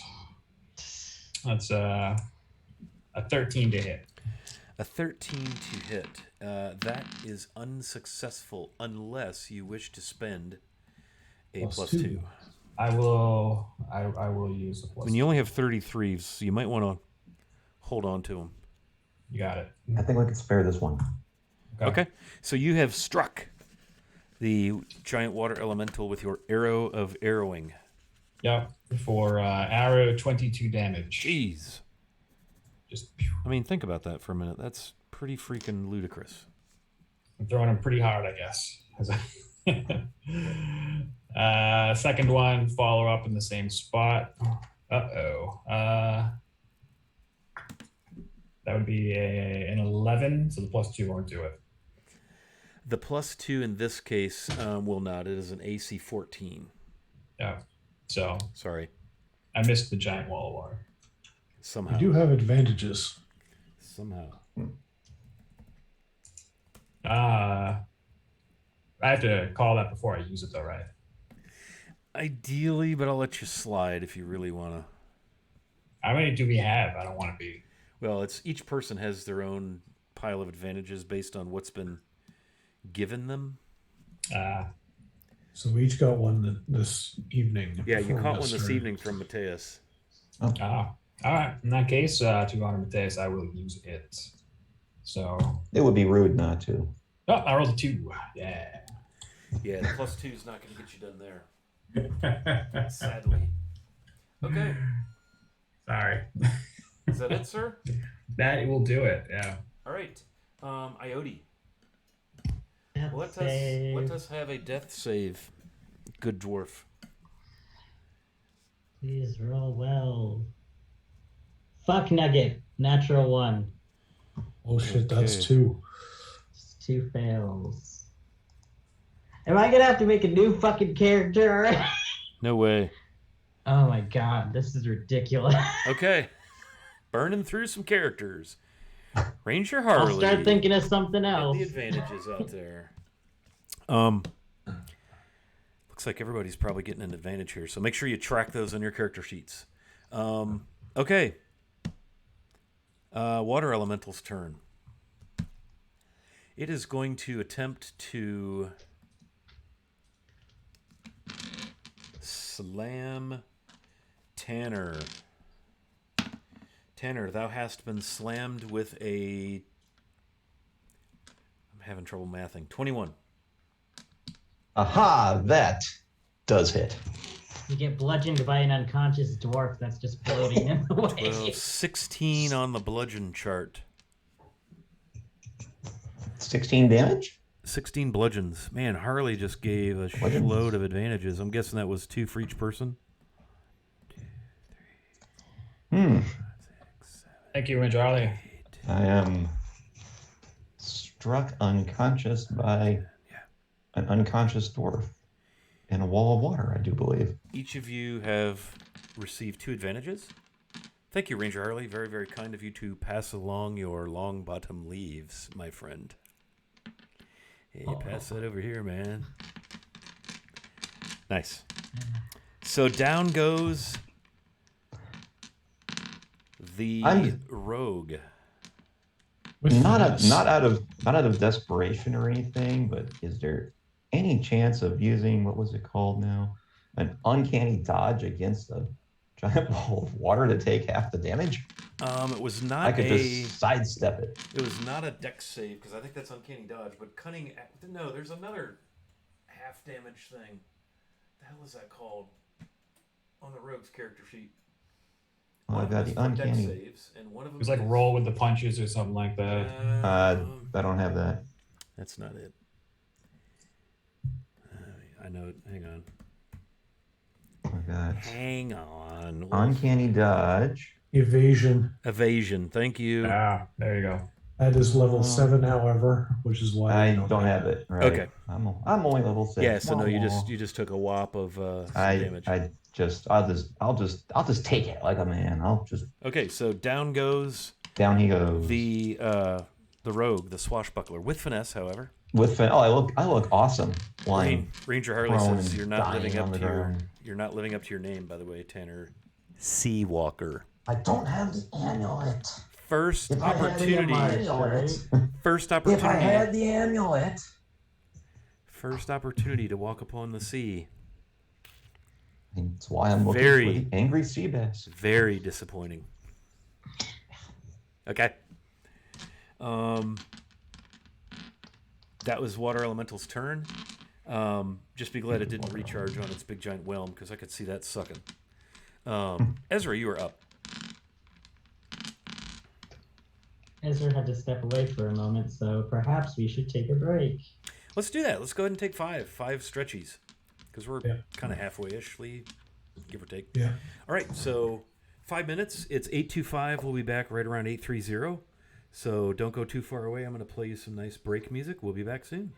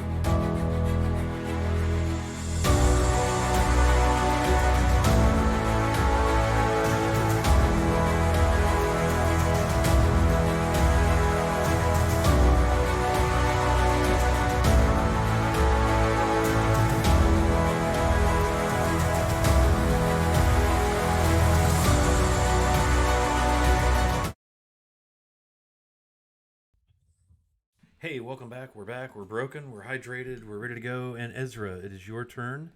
Tanner went down. The water elemental slammed him, and he is unconscious upon the boardwalk about 10, 15 feet from you. The water elemental is within melee range because it is it's right there at the boardwalk. Okay. Well, I'm going after whatever took Tanner down. Yeah, it's I'm assuming he's the closest. Water elemental. Okay. I will. Am I still at disadvantage? No, I'm not. No, you are unrestrained pulled. I am going to attack it twice. 19, which is technically a critical. Okay, that's a good damage. situation. That is well timed. So yeah, max damage plus another die roll for all dice. Even. So 15 points of slashing damage for my first. And that is 15 of slashing is the base roll. Then it's 10 points of fire damage. And then for the slashing is another 1d8. Someone else do the math because I can't. I gotcha. And that's another 7 points of slashing. Okay. Is there a fire die? There was. I rolled 10. Because here's how it works. You calculate max damage, right? Mm-hmm. So whatever the maximum could possibly be with any bonuses, and then you re-roll all of the damage dice again. So did you do that? Oh, so I can re-roll the fire damage twice? Well, you max the fire damage. You max the slashing. You max the fire. It's max, like as in as much as possible, plus mods. That's included in the max, and then re-roll the damage die and add them to that. Okay, then the fire damage would be 12 instead of 10. Okay, so 15 plus 12, and then 7, and then the other fire die. That would be another 7. Okay, so 27 plus 14 is 41. 41 damages. Oh, my first hit. Okay. Holy shit. I'm going to do that again. Hope I roll as well. I don't, but I roll an 18 to hit. 18 will work, yeah. Okay. And that is 14 points of slashing damage and 5 points of fire damage. Wow. Tell me how you end the water elemental. What does that look like? Give me some cinematics. That crit saved your ass right there because it would still be up. So I think she feels going to run over and like stand over Tanner in a vaguely protective manner and just scream and slap. Just doing like a feral orcish roar and just literally just wildly slashing at it because it's an elemental that's giant. It's huge. Yeah, there's no special. There's no like 1 in a million shot special area to hit. Yeah, there's no like organs or any spots. There is a dwarf sort of suspended in the midst of it. Stab me. That's trying really hard not to die. Maddie, thanks for your sub, dude. Too kind. Thank you very much for your support. That's another +2 for the party, so you have 33. So this wall of water just crashes down and soaks everybody, and now you see your dwarven maiden friend sort of floating on the surface of the muck, the wetlands, and you hear a clatter kind of to your right, northwesterly direction up the sort of the shoreline there, and you see wading in, you see the apparently lifeless form of Griselda floating. This has just not been good for dwarves, apparently. And you see Sergeant Yoram just barreling down the steps, almost falling, cascading into the water and grabbing her and pulling her to shore and immediately attempting to revive her. We are out of initiative. I have Ethan, Vonfalt, and Jacob atop the boardwalk. I have the remainder of the party down on the waterfront, and by on the waterfront, I mean Iode is in the water, and Tanner is unconscious upon the boardwalk itself that's on the water. What would you all like to do? How far away am I from Iode? I'm going to say probably about 30 feet. You got to scramble down and get in the water. Yeah, that's a problem for someone with a 25-foot walking speed. Yes, it is. We are out of initiative. I can. But Iotes had 2 failed death saves, is about to make a 3rd. Right. And I need to get to her before that happens. You should try to save Griselda more than anything, because I could probably be fine, but she's really in need of Revivify. Can I, while Jacob's trying to get to wherever he needs to, can I try and get Iote up onto the boardwalk? Absolutely can. Yeah, roll me in athletics. Show my hand as I'm bleeding or something. The good news is if you've just been crushed and constricted, you've not been stabbed. I mean, I don't know what kind of wounds you sustained earlier, but in this battle, you're fine. So what I'm going to do instead is I have Mass Healing Word, which has a range of 60 feet. Okay. And I can heal up to 6 creatures of my choice within that range, a D4 plus my spell casting. So that should take everyone out of the dying state. So I will do that to everyone who's injured, which I think is just about everyone. Yes. And you see with you, running down towards you, the little white flash-robed figure of the Marigold Brightshine, the priest of Lathander, as she runs to the scene. We have the children. What is happening? What has happened? So I will definitely hit Iote and Tanner and what's her name? Teacup that's in the water as well. Griselda has been retrieved from the water, pulled ashore, on up the shore to the northwest of you, as it appears that Sergeant Yoram has revived her. She's coughing and spluttering, and he's trying to get her on her side and do that sort of stuff. CPR. Right. Well, I'll heal her anyway because I've got enough room for 6. So I'll add basically the whole party. I think Ethan took some damage as well. Oh, yeah. And her.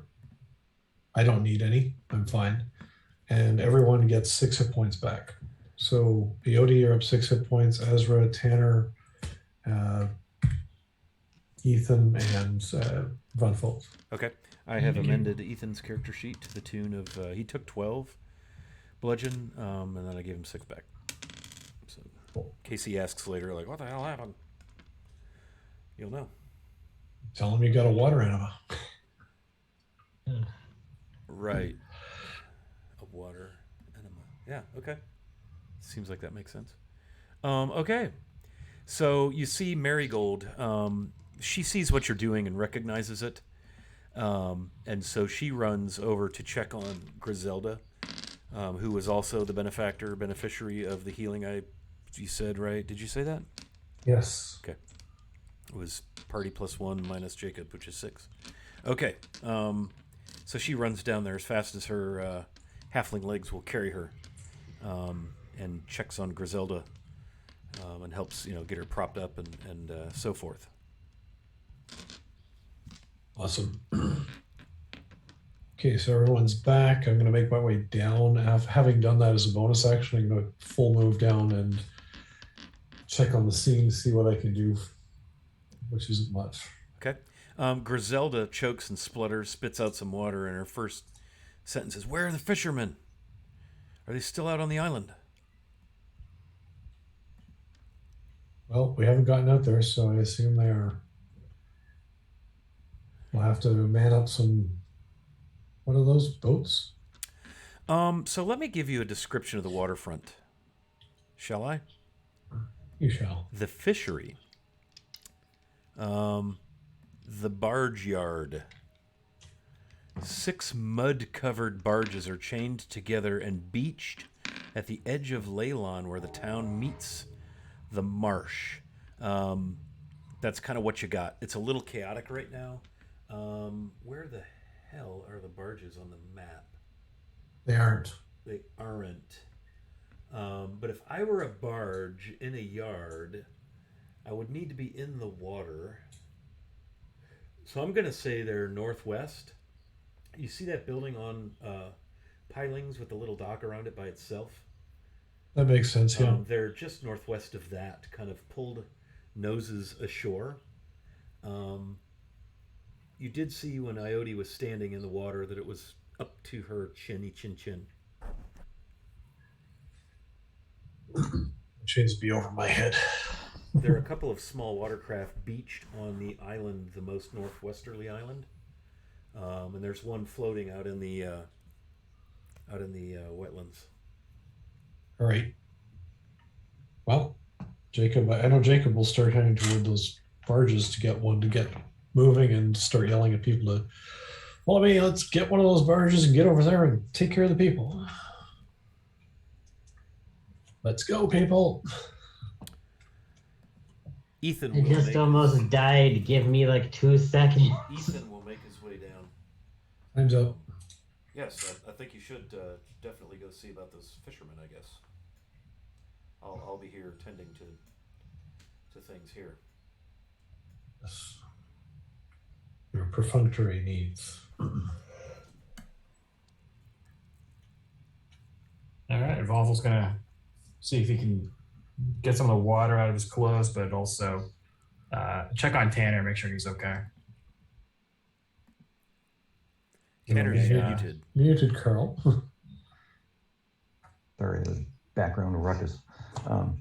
Tanner's just sort of like sitting on the boardwalk, kind of like, what? What happened? Whoa! Did we win?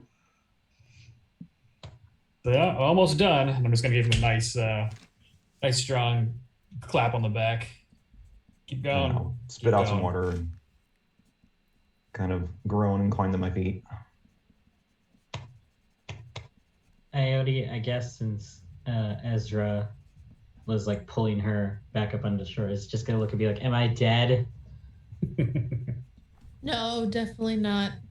I would hope the afterlife is less stinking than this place. Ezra's just like covered in mud and blood and just like bleh. It's a good look. You look badass. They're just gonna shoot finger guns and be like, dying. So stand up and help Ione up in vaguely safe area.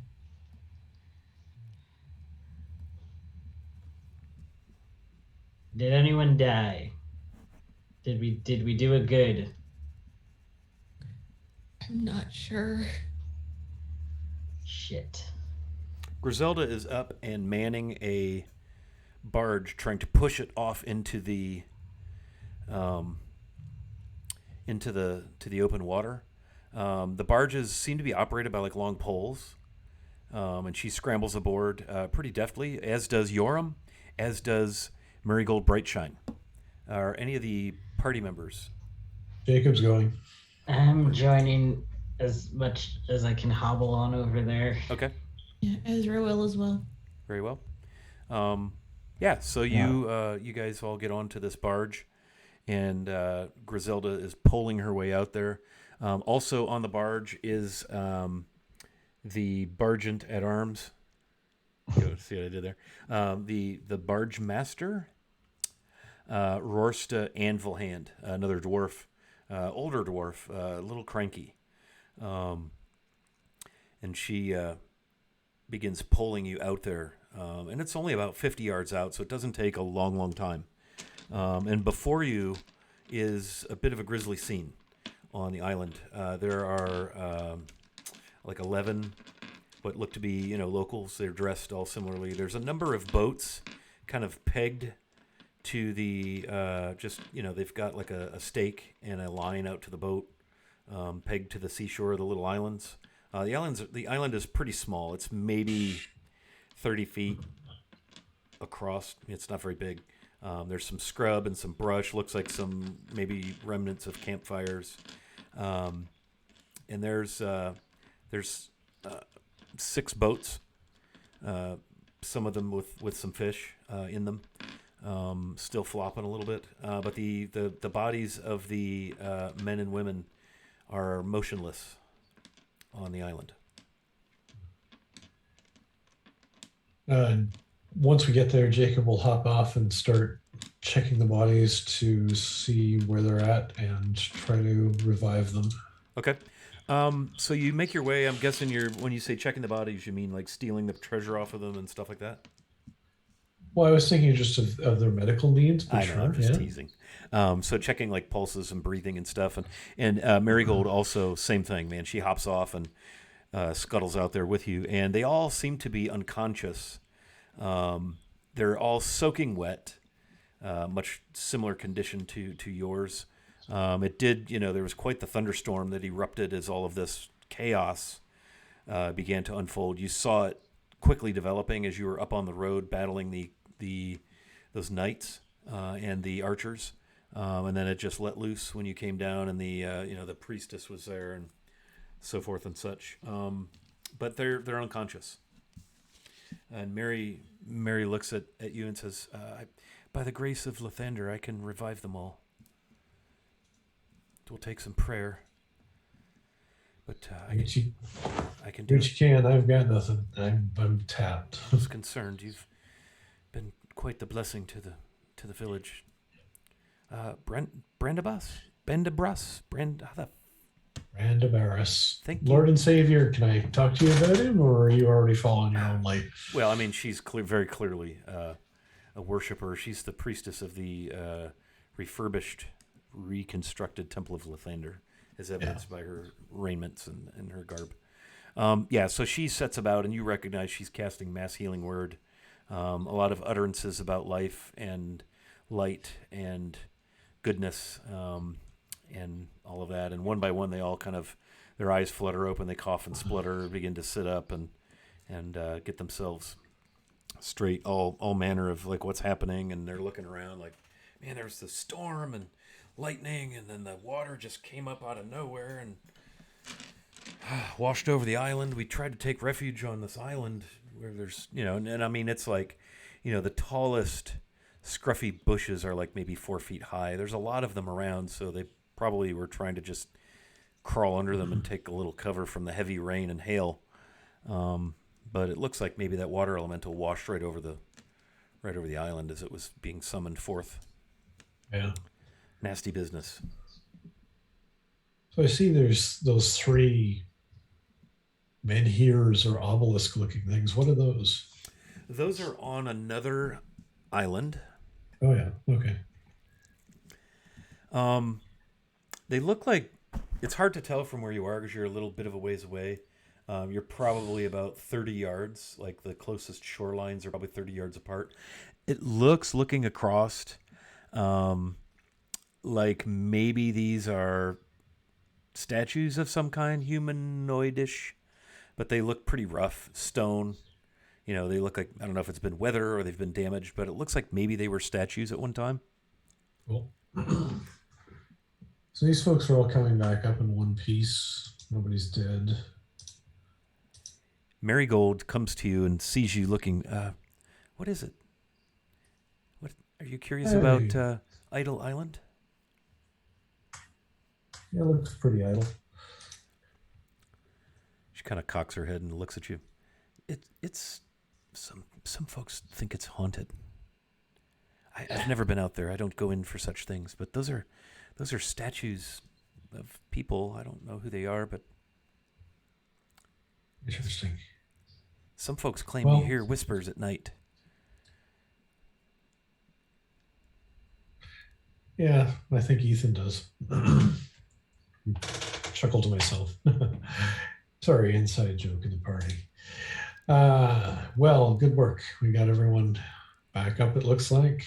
Do we have enough boats to get everyone back home? Yeah, there were basically 6 boats. One of them is still adrift, but 5 of them are beached and pegged with lines on the island, just the beaches on the island. So the fisher folk will get busy getting the boats kind of bailed out and getting things arranged in their gear, and they're going to make their way over to the boat that's adrift, grab that, put a couple people in it, and then they're all going to make their way to the fishery because they do have some fish in some of the boats.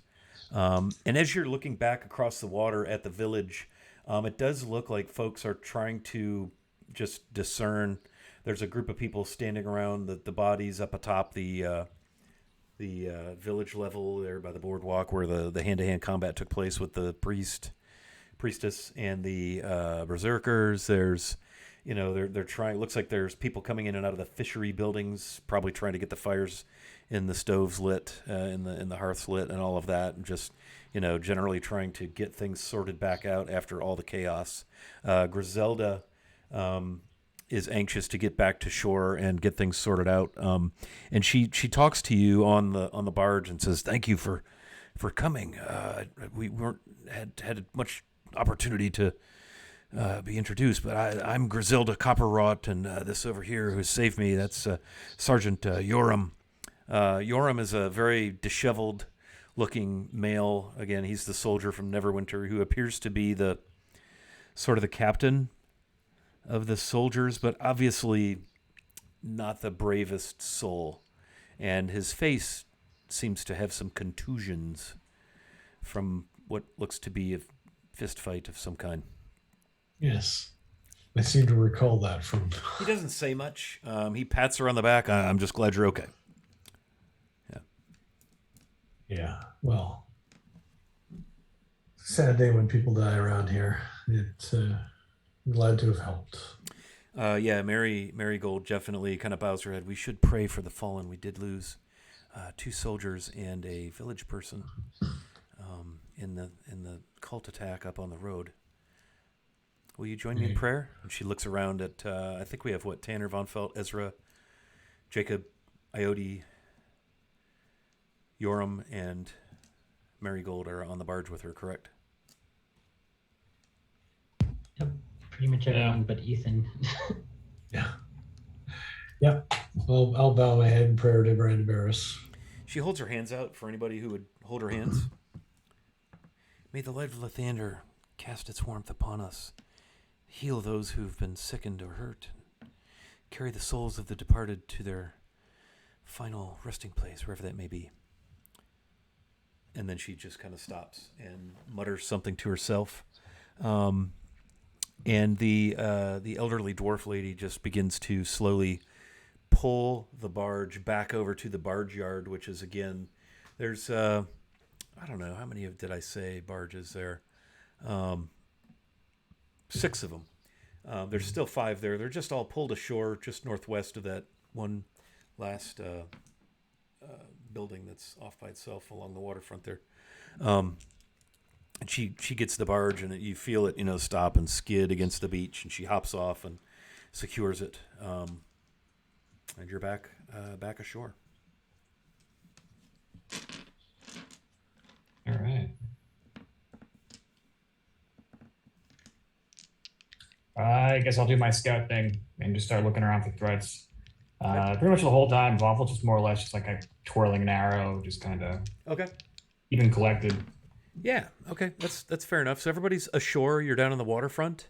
Let's see if I've got some descriptions here. Yeah, so the town itself is sort of, as you can see on the map, there's like this earthen, I guess rampart, for lack of a better term. It almost gives the impression the town is sunken in, but actually the earth is built up around it. On the waterfront side to obviously protect it from any maybe tidal water or flooding or when storms wash ashore, but also all the way around it. And there are elements of a palisade wall. Some pieces are completely missing. Some parts of it are broken down. You can see 2 towers with arrow slits and doors on either side of the high road that kind of runs along the waterfront there. You all came in from the north, past that big mansion-y looking place that's all caved in, and through those towers, ran through town, scrambled around, and here we all are. You see the big tower in the center, built upon a kind of a pile of packed earth. Maybe it's been reinforced with stone. You see the little winding pathway up to it. Tower looks to be maybe 3-4 stories. But the town itself clearly has seen better days. You can see signs appearing on some of the dwellings. Most of them are still in pretty bad shape. The fishery is rebuilt. The temple, the shrine to Lathander, is rebuilt and freshly whitewashed. It's a stone building. It has a very, very prominently displayed painted golden holy symbol of Lathander, which is always at like a horizon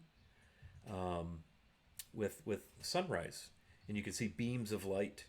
And this is a nice painting. It's not cryptic like a stick holy symbol. You can see there's the horizon has some little hills, and there's an attempt to illustrate maybe grassy fields, a few trees in the foreground, and then this beautiful blast of sunrise in the distance over the horizon.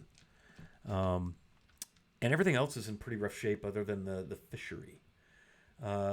You can see at the south side there, on the other side of the wall, there's some covered wagons and such. That is the settlers' camp. So many of the people, like workers and so forth, are still, camping in that area, staying in some of the dwellings that are somewhat inhabitable. And you can see people the kids, are no longer in a mob, and the calm has kind of retaken the village. And Griselda presents herself now a little more, she's trying to dust herself off and the like. And Griselda Copperrot, I oversee things here. We are grateful. This is, as I said, this Damaran man here from Neverwinter has Yoram. You've met Marigold. And she points to a half-elf who is scurrying about on the docks, cleaning things up in and out of the fishery. You talked with her earlier. That's Valdi Estapar. And with her, you see the familiar figure of the halfling Scylla, who came to Scylla Scale Sweep, who came from the inn to Leyland to seek work in the fishing operation. Right. Who are you? Where have you come from? And by what blessing did you come upon us at such our time of need? Good dwarf Griselda, we have come from Neverwinter. The cart, the wagon that we have with us that's further up the road before we got rudely interrupted by these terrible events contains a goodly shipment intended for this settlement to. Yes. We've been expecting that for some time now. It's been over a week delayed. What kept you? It was waylaid on the way from Neverwinter by bugbears and ogrelons who were quite powerful, and they had wiped out the entire guard. So we were commissioned to bring it by Lord Neverember. Yoram's face kind of runs white when he hears of the demise of a number of the detachment that was sent to escort the cart. How many were lost? 9. It was a complement of 10. 9 were lost. Too far gone for me to help bring them back even. You do see that the cart with the gear that you all brought has been wheeled into town. And it is sitting just inside the palisade, inside the towers, just pulled in all the chaos. They just didn't leave it on the road.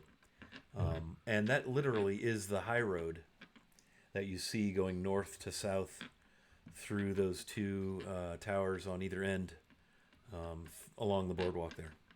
Yeah. So whatever you need, whatever you have needs for out of that shipment, make use. It looks like we need many more of those too. She starts pointing fingers and calling names and barking orders, and soon enough you see a complement of fellows arrive, humans mostly, a couple of half-orcs, sturdy-looking fellows, some with tools upon their belts, and she dispatches them to the cart, and they go off in the direction of the cart, presumably to probably take it to wherever gear and supplies are kept to unload it. She nods. Well, we are indebted. Who might the rest of you be? I am Jacob Everfleet, of the family of Everfleet out of my own lore I've forgotten now. Out east. We have Ezra Lynn, our leader and champion, Von Felt, fellow champion, and Puissance Archer. Yodi, who we met upon the road on the way here during an attack of undead on the tavern and inn that's 2 miles north of here, or 20 miles north What of here. say you? Attack on the wayside? She kind of scratches her, but she doesn't have a full beard, but she's got some whiskers going. She scratches. Attack on the wayside. What is happening? What is the world coming to? An open attack on the Neverwinter military on the road? An attack on the wayside? What happened up there? We have some speculation, but I think it might be best for a small number of years now rather than Of course, an yes. open town meeting. Yes, and we need Galio here as well, the mage. And, yes, we'll fetch him. and the skinny lad here is Ethan. Don't listen to anything else he tells you about himself. He steps up and kind of interrupts you. Lord Ethan, Oracle of Savras. I presume I can put my tower anywhere where there's an open patch? I'll take care of it. Don't trouble yourself. And he kind of dismisses everyone and wanders off. And then last but not least, our most puissant Tanner, Seawalker, who's quite capable of getting wet. Yes, seems all of us are. What do you make of that? We should go see what's the situation with that hideous creature that was apparently responsible for all of this. Well, looks like she was summoning the monstrous forms of water out of the elements. Yes. It's I think that's what I just said. Yes, well, you said. So we put it into that, thankfully. Otherwise, it could have been messy. She's very businesslike, very kind of machine gunny, kind of speaks and barks and growls and very gruff. And she seems to, the longer the conversation goes and the more time that elapses from the danger, the more in charge-ish she becomes again. Yoram seems to be rather quiet. Sort of a sheepish look on his face. Doesn't get real close to Iode as the conversation unfolds. She finally ends and he steps up. He goes, I'm Sergeant Has Yoram, Neverwinter City Watch. I'm in charge of security and defenses here, and as you can see, we were very clearly overwhelmed. I am indebted to each of you, most of you. Well, for your service. let's work to make it a better place. We got some time here, I think. So, are you returning north then, or are you here to stay? Did you just come to escort the wagon? We came to escort the wagon, but we can help, perhaps for a short term, and then perhaps take some goods and trade back to Lord Neverember to show that Leylon is operating. But we'd like to help out, I think, wherever we can. Alrighty. Well, I need to see to it that the fallen heroes are interred properly. Seems a shame to have to already start a graveyard here so soon. Perhaps Galio will have some ideas and Marigold on where we might locate this. So probably farther away from the Mirror of Dead Men. Yes, it is not far from here to the south, as you probably all well know, and he kind of points across and out the south gates in the direction of the mirror. Yes, I met this band of fellows in the Mirror of Dead Men when I was captured. But you've been in the mirror? He kind of seems, if he wasn't already impressed with all of you, he seems more so now. Yes, we've been in the mirror. And you live to tell the tale. That we did. Well met. We will need to break bread and swill ale. We don't have much here, as we are starting out rebuilding. But, yeah. Again, thank you. And he kind of pounds his chest, as military folk do. And he looks over at Iode. A word. You get 3. Milady. And he tries this awkward fumbleness at Okay, do I military type person this gal, or do I female mannersisms, politeness? So on the road, my humblest apologies for my behavior. Griselda and I will be discussing any concern she has. I panicked. I did try to rally, but it was very clearly from a place of fear, and I apologize. And he offers not me. You gotta apologize to. Gauntleted hand. I'm just gonna look at it and be like, people are dead. Yes. All best you can do is honor them. You ain't gotta apologize to me. Well, you gotta apologize to their families. Perhaps my message to you should be one of gratitude for knocking me to my senses and my ass. At that point, I'll take his hand and be like, I'll try not to let my temper get the best of me. I've taken anger management classes, and clearly they're not working.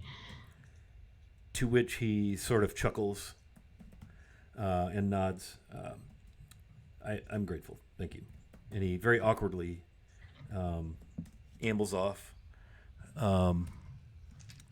in the direction. Let's see, you guys are down on the waterfront. I'm guessing maybe you're walking and talking back up to the north entrance there with the two towers where the wagon is. Maybe that's... Yeah. He walks ahead of the group. And dice fix. Beep.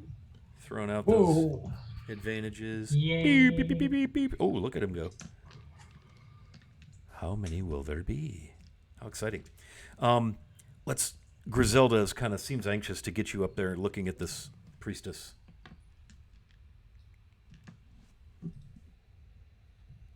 That you so rudely waylaid. Yep. All right. Let's go look at the priestess. All right, so y'all can divvy up. You got 8 advantages, so maybe somebody post that in Discord and sort out how you want to divvy those up. Excuse me. So yeah, what you have there are the bodies of these 6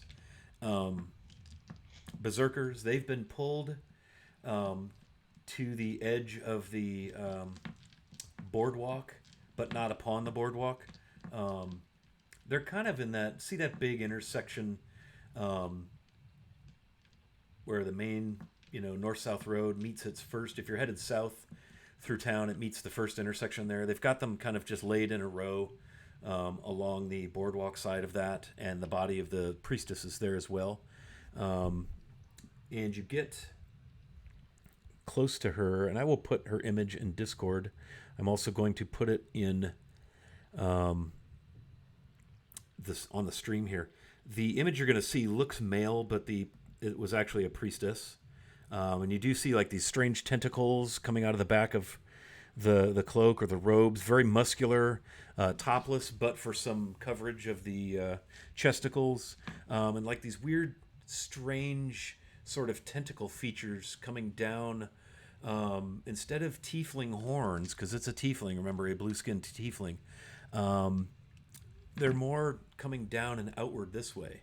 More of a nautical feel or something along those lines. Very demonic, wearing leather bracers, tattooed with various images of 3 lightning bolts, various nautical imagery, a lot of tentacle stuff. You see a very, very ornately carved dagger upon her hip, and you see what looks to be sort of a pink amulet of some sort affixed to her belt. There's sort of a girdle type thing around her waist, and she's laying there deceased.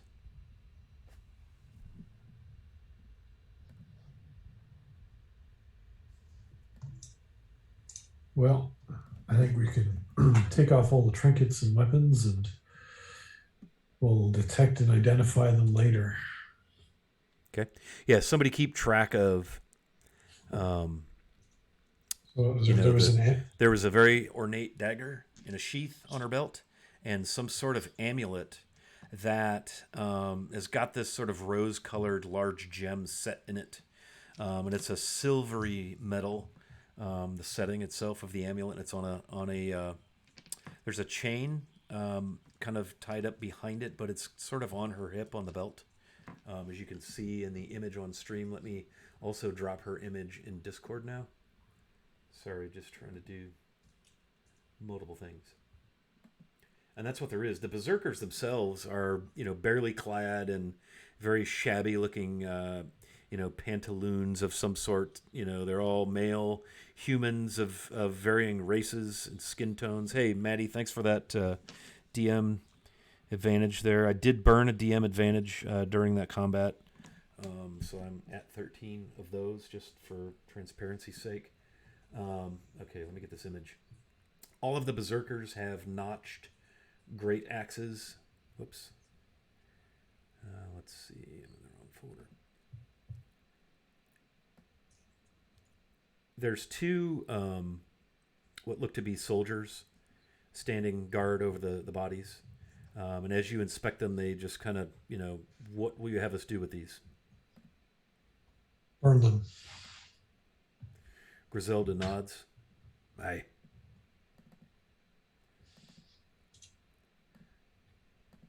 We don't need them coming back, and we don't need our enemies thinking that we take them not seriously.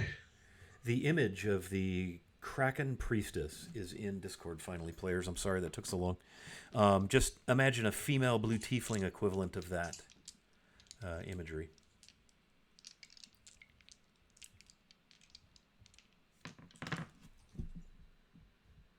Cool. All right. Griselda, can we have a confab someplace quiet? Yes, of course. The fishery is what we've been using for our town hall. Who, I of course, will be present. I think Mary should be here. Of course, our fishmonger will, of course, be there. I think that we should summon the mage. I don't know where he is. He would have been most helpful. Just leave this to a small number of people right now. That's pretty much, along with Yoram, that's pretty much who's serving right now as our council, if you will. This priestess, just examining her, did she have any of the mark of Talos on her? Like the 3 lightning bolts? That's what you're seeing. And you saw those, if you recall, you were just starting to inspect the bodies of the fallen cultists up top on the road. And you saw those very similar tattoos. They're not identical, but they're very similar. The 3 parallel lightning bolts. And yes, you definitely recognize those. You've seen those repeatedly now. I believe you saw that sort of symbology on the Ogrillons. Yep. That waylaid the first wagon. We also saw it on the undead that attacked the Wayside Inn. No, you saw a skull that was branded into the foreheads of the ogre zombies. Yeah, it was a dark skull. You recognize that as the holy symbol of Mirkul. Yeah. Now, I thought I saw it somewhere on someone in the Wayside as well, though, like an amulet. You had me make a roll. Yeah, you did. Let me get to it. You did. Did someone at the inn have something like that? Yes, they did. I've been looking for the information about that in my notes, and I didn't make a note about it. I was going to go back through the previous See, episodes. the chef Kurag had tattoos of curved daggers, one on each neck below her ears.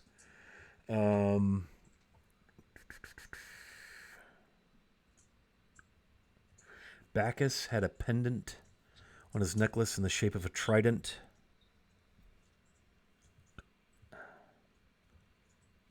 Oh, the smithy, Tiga, human woman, rather large. She had bronze bracers that were shaped like 3 lightning bolts. And then she had showed some suits of armor that she had made that also had those lightning symbols on them.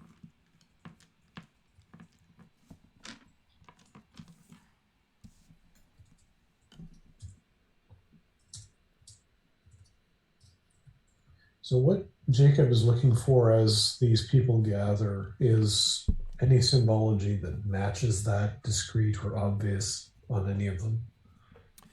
You're seeing the theme of the 3 lightning bolts here and there. Absolutely. Tiga had each bracer was sort of like a lightning bolt design that wrapped around her forearm and wrist.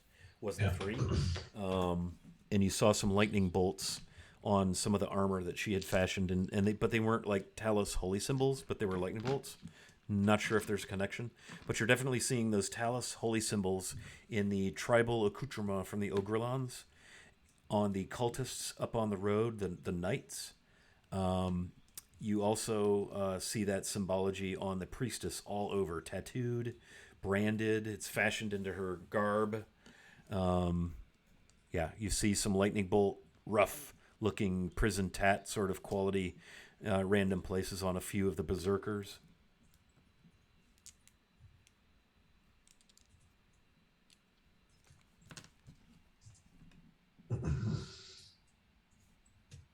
Right. But I mean, in terms of the townspeople themselves, I'm looking for any of them that might be sporting that kind of symbolism. I missed that part. I thought you were just talking about the deceased. No. You haven't seen any of that on, like, talking with Griselda, Yoram, Marigold, anybody you've talked to that's associated with Leylon. You have not seen any of that symbology on them. Yeah. But I'm looking. Noted.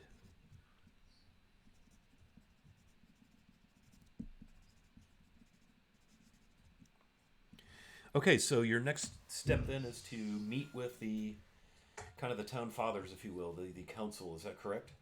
Yeah. Okay. I think now is a perfect time to hit pause on our session. We managed to survive. Little touch and go. And so we will open next session, which would be episode 42, with the Council of Leylon. Awesome. That is an excellent name for the session. Yes, I thought we might go there.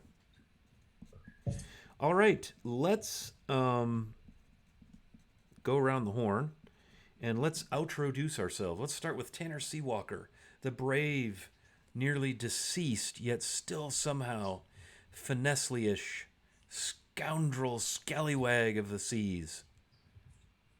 Takes a kicking and keeps on licking.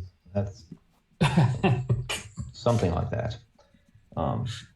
Anyway, yes. Hello, I'm Carl. I am Carnage on Wiley's Discord. Hope you enjoyed tonight's performance. I am here on Wednesdays, and non-Wednesdays, I'm not here. I'm elsewhere. It's the only place that I play. And I will give another shameless shout out to some awesome t-shirts. Oh, thank you. I almost wore that one tonight, by the way, that you're wearing. That would have Twinsies. Worn it. Be sure that link gets posted in the chat. I appreciate it. Thank you. Absolutely, man. Well, let's segue right over to you, Matt, and tell us a little bit about, obviously, what you're all about, and plug those t-shirts, my dude. Sure. I'm Matt, Dungeon Glitch on the online, primarily Twitter. I own Gem Firefly. Gem Firefly, we make basically nerd gear, but some passive aggressive or extremely aggressive fun stuff. So you might see something like this running around here. What does that say on there? This is how I roll with a natural 1. Yeah, I feel like I should own about a 12-pack of those. I gotta send you a 12-pack of these. I rolled good tonight, boy. Yeah. Well, Ethan, and that worked out great for Ethan. Primarily, all of our profits have gone to charities and things to help people throughout the community. So that's nice, dude. Yeah, I call it my, aggressive hobby that makes me happy. So yeah, that's awesome. We all need that, and we all have the collective joy of D&D together. But being able to help, that's one of my joys with having our silly little channel here is, from time to time, we raise funds for various things, helping our friends through life. In fact, I'm hoping sneak peek drip out a little possible teaser, putting together maybe another Jasper's Game Day fundraiser right around Thanksgiving. And I think I want to completely immerse it in Greyhawk. So stick around and I'm going to drop our Discord server in chat. for details about that. So yes, I feel your happiness around helping others, especially when we can use gaming nerd shit to do it. So, Misery, thanks for dropping that link in chat, and tell us a little bit about where we can find you and what you're all about. I don't play anywhere else right at the moment. However, you can find me in Wiley's Discord, and you can follow me on Twitter at miss_misery_. Have a good evening, all. Awesome. David. Yo. Hi, I'm Dave. Hey, Wilson on the internets. I play Jacob Everfleet, the runaround halfling cleric of Brandabaris. Didn't do much tricking, but I did a lot of treating and healing. So that's a good thing. He loves his neighbors. So other than that, I am here every Wednesday night as everyone else is, but I'm also here on this channel every Monday night at 7:30 playing Mysteries in the Dalelands with another delightful group of people and the same batty hobbit running the show. Yikes. God help us all. All right, and last but certainly not least, our dear friend Gideon. What's up, my dude? Hey everybody, I'm Gideon. Gideon on the inside across the internet, basically Twitter, Twitch, Instagram, and Discord, where I'm quite frequently found. So nice. I don't really do much else. I'm here every Wednesday. This game, in one iteration or another, has been going on for over 2 years. Is that right? It's over 2 years. 3 Is now. it 3 years? We hit 3 this summer. Wow. That's a while. Shit, I guess it did. 2018, yeah. And 2 of our esteemed colleagues are still at the table. I haven't driven them off. I've driven off numerous others. But yeah, Ezra, Kayla, and Gideon were with me from the first go back on Castle Mac days. 3 years. Holy shizzle. Yeah, you That's can't exciting. get rid of me. I'm like a cockroach. Yeah. Please, no, I don't want to.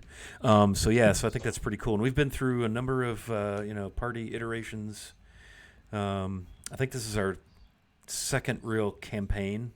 We did Into the Borderlands for a while, and then we switched over to this. And super grateful for all this cool stuff. So, and again, I'm Wally Hobbit. We're going to do a quick raid into Lord Gazumba, the purveyor of all things Greyhawk. They have their Legends and Lore show on tonight, and it looks like they've got the ever mysterious Tim, Anna B. Meyer, the mistress of Greyhawk, the fantabulous cartographer extraordinaire, and then Greyhawk Mike, and they're over there talking about, say it with me, Greyhawk. Yeah. And then also, just a quick bit, I've dropped some Jasper's information in the chat, what that's all about, and our game schedule. And then we also, and by we I mean Mateus, I said it, Mateus and I co-host a podcast called Greycast, and it's all about Greyhawk. Yeah, that's the one. There he is. Hey, Mateus. Sorry, I just called you that.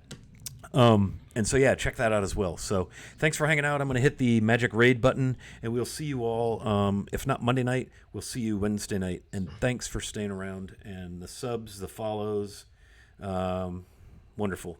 Makes my heart and my face happy.